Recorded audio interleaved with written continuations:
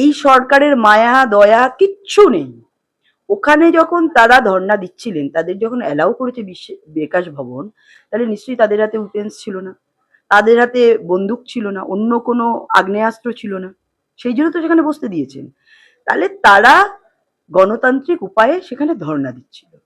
সব্যসাচী দত্ত ঢুকেছিলেন, সেখানে তারা তাদেরকে দেখে চোর চোর স্লোগান দিয়েছে। চোর চোর স্লোগান তাদের দেওয়াটা কি তাদের অপরাধ?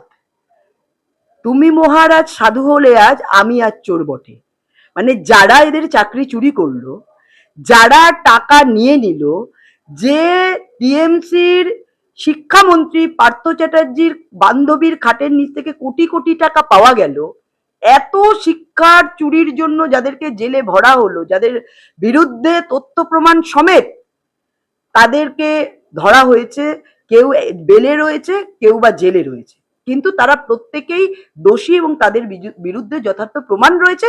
যতক্ষণ বিচার প্রক্রিয়া শেষ না হচ্ছে আমরা তাদেরকে দোষী বলতে পারছি না, কিন্তু তাদের প্রমাণ আছে বলেই তারা জেলে রয়েছে বা কেউ বেলে আছে। তো যাদের চাকরি নিয়ে নেওয়া হলো, কাদের জন্য, কাদের বলে?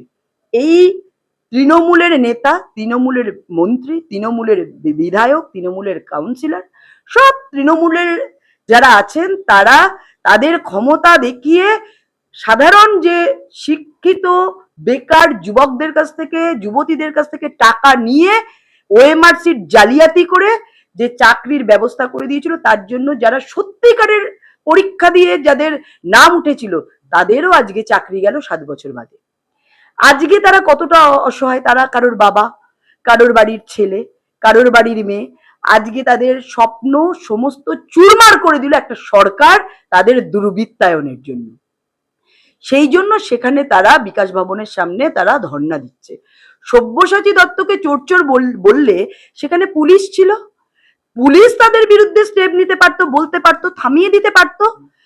কিছু গুন্ডা বাহিনী তারপরে কারা ঢুকে যে এই ধরনের শিক্ষকদের তাদের চোখ থেকে রক্ত বেরিয়ে গেল, তাদের পা ভেঙে দিল, এরা কারা?